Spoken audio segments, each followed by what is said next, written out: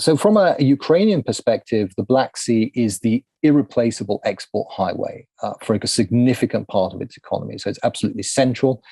And for the survival of the Ukrainian state, are very important. Hello, everyone. Today we talk about something different, about the role of the Black Sea for Russia and Ukraine in the current war. And for this, we have as a guest the Naval Historian Marcus Faulkner. Good evening. And so my first initial question is, why is the Black Sea so important for Ukraine and Russia? Because it's if you look at the map, it's rather small. It seems kind of not that connected to everything else. So what are the basic main points here? Yeah, it's a good question to start off with, because we've got this contrasting experience of the war. On the one hand, we get to see all this land fighting from the first moments of the conflict. On the other hand, what goes on in the maritime domain seems to be small key events, starting off with on the first day, the events around Snake Island and the incidents of the capture of that, loss of the cruiser Moskva, then later on, but interspersed with long periods of nothing. And set against also this question that has increasingly over the past weeks come to the forefront of public opinion or public debates, the question of the blockade, the grain crisis, and how that's going to progress as we get through the summer. So how does the sea fit into this conflict? And I'll add the additional question of what role does the sea play in this war? And I think to address that, I'm going to go off on a little bit of a tangent in geographic and historical terms, and just look at what is the Black Sea, what are the features of the Black Sea, and starting off with what's the theater geography of the Black Sea. So very roughly, the Black Sea is a rectangular or oval-shaped sea that is nearly fully enclosed and acts very much as part of the border areas between Europe and the Asian continent. It's about 500,000 square kilometers if you add the Sea of Azov and the northeastern part to it too. And at its widest east-west extension is about 1,200 kilometers. North-south, it's considerably less, depending on where you measure it from. A number of large rivers flow into the sea, west to east, Danube, Dnieper, and Don, which allows access into those European land masses and trade to flow from inside of the heartlands of Russia and the Ukraine, or Eastern and Central Europe, flow out into the Black Sea and into the world market. So that is its place in the world system. So what are the key features of the Black Sea? Well, a dominant or the dominating position is very much the Crimean Peninsula in the center in the north. And it's one reason why it harbors the historically most significant naval base in the region, Sevastopol, and we'll come to that too. Slightly northeast of that, we've got the Sea of Azov, which is almost its own self-contained little sea within the sea. It's the northeastern extension of the Black Sea. Sometimes it's seen as that. And to get into the Sea of Azov, you go through the relatively narrow Kerch Straits, which Russia has recently bridged relatively soon after annexing the Crimea in 2014, with a fairly sizable bridge. It's the longest bridge in Europe, built within 2 years and opened recently in 2018 or so. And it's used this control of the Ukraine to complicate the Ukraine's position in the past few years, and control of the Kerch Straits to complicate Ukraine accessing the Sea of Azov and international shipping flowing through that. And what it effectively meant was that after 2014, Russia had split Ukraine's coastline into these two separate entities, in a sense. The Sea of Azov, up in the northeast, connects through the Volga-Don canal system to the Caspian, allowing for a degree of commercial and naval traffic to flow between the Black Sea and the Caspian Sea. And it's important insofar as we're interested also because the Russian Navy also moves or redeploys a certain amount of smaller assets between these two seas back and forth. Now, along the Sea of Azov, moving further west into the northwestern corner of the Black Sea, that complete area is what we're looking at as what Russia effectively termed the war zone at the beginning of the conflict. And this runs all the way west to the Ukrainian-Romanian border, where we have what is now commonly known as Snake Island, and it's just located off the northern branch of the Danube as it enters the Black Sea in and of itself. The other important feature to always bear in mind is that politically and strategically, the Black Sea's entry or exit point is through in the southwest through the Bosphorus, the Sea of Marmara, and the Dardanelles into the Aegean and the Mediterranean proper. What this means is that it gives Turkey control, considerable control over the ability of external naval forces to be projected into the Black Sea in one way or another. And that's an important factor, which will come up through some of the other issues that we go through. So that's a very rough outline of the geography. Now, a bit of history is always good. From the late 17th century, the Black Sea is the frontier zone, if you will, in the clash between the Russian and Ottoman empires. And Russia is progressively pushing its influence further south along the coastlines, along the eastern and the western coastlines, and looking to project power through the Dardanelles into the Mediterranean. That's a long-term Russian foreign policy goal. And the principal tool for that is the Black Sea Fleet, which was founded in 1783 and based at the same time at the Sevastopol naval base, which was created then. And that becomes its home base. And so the Russian strategic interest has historically through till today been in exerting control over the Black Sea, make it its lake, or to keep up that status. In the Cold War, it very much was the case. In the post-Cold War era, that is less so.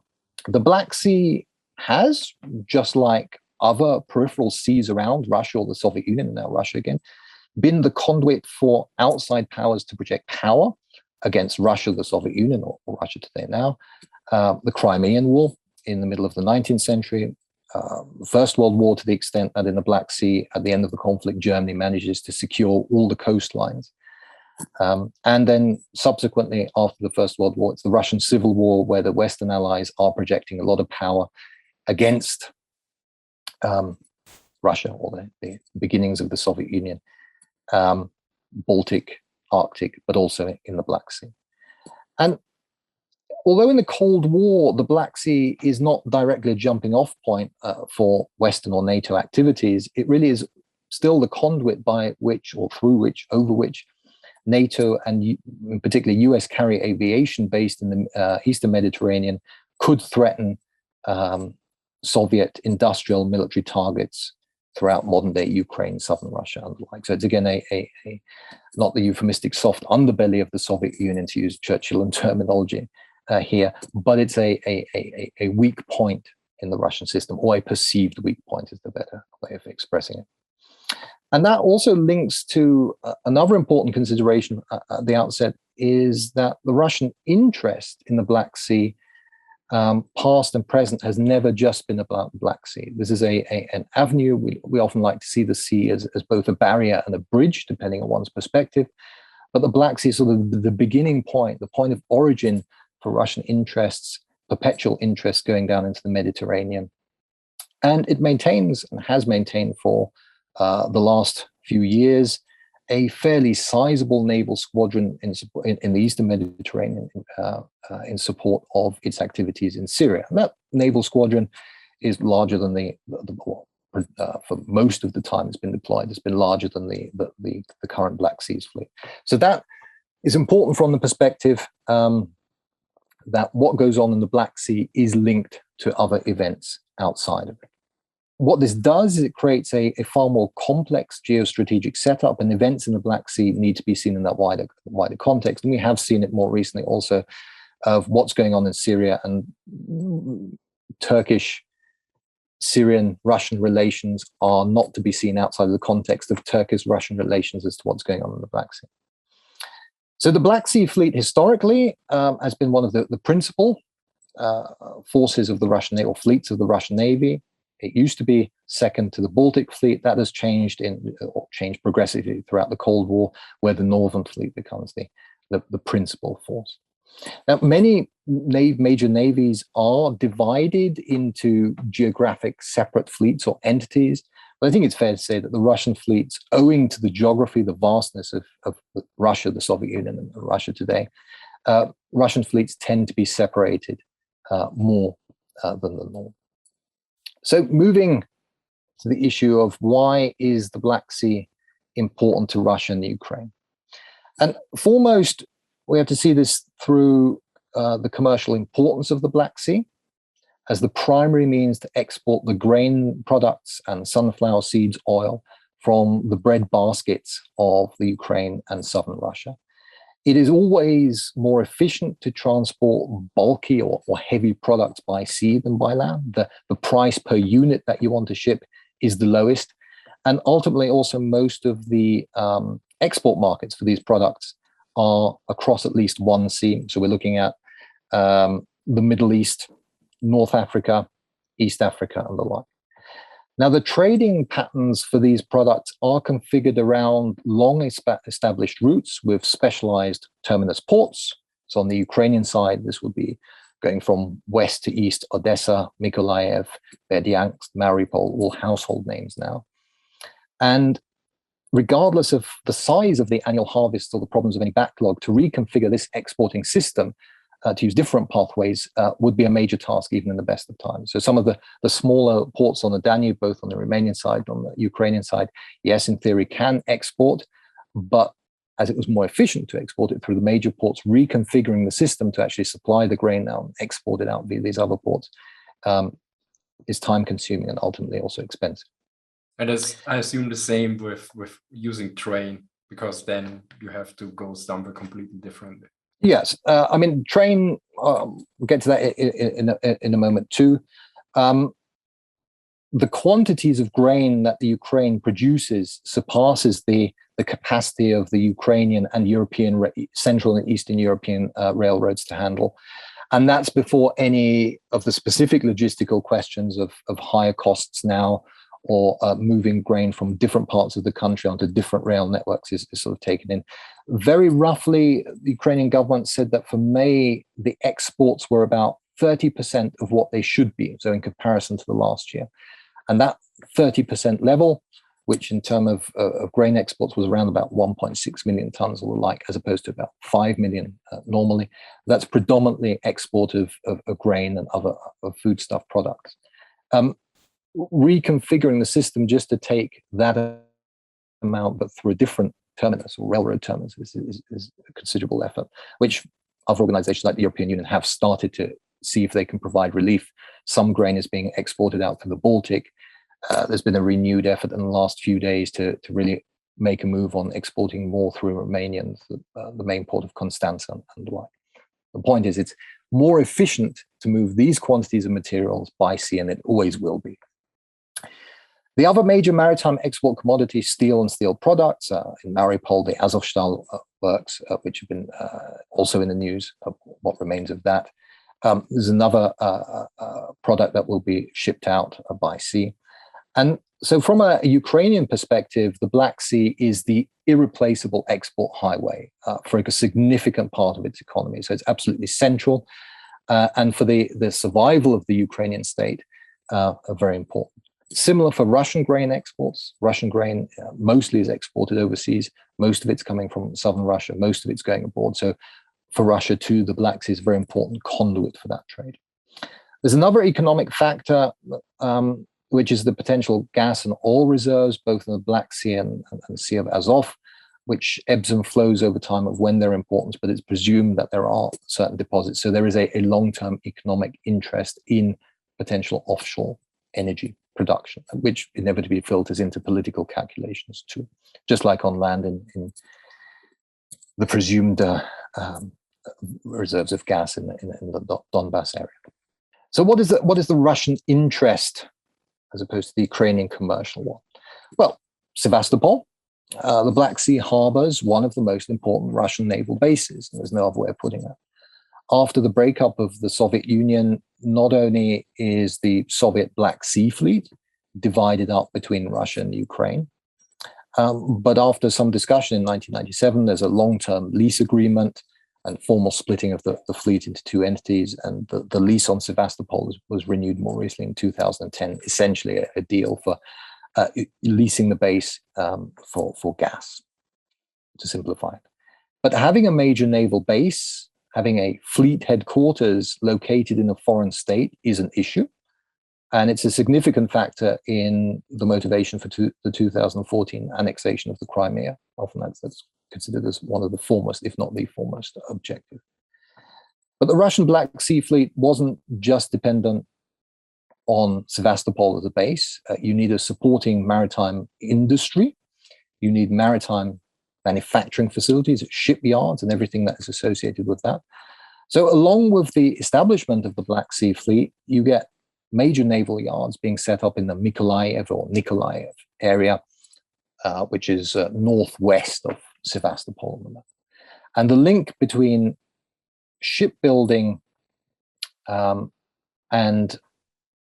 the needs of the Black Sea Fleet, but also the wider needs of Russian and Soviet naval concerns, is a firm part of what makes up the interest in the Black Sea Fleet. The conditions were generally better in the southern Ukraine, even in the age of sail, to construct ships than in the Baltic, which is iced over for significant parts of the year, or the Arctic more recently, as that's built up during the Cold War.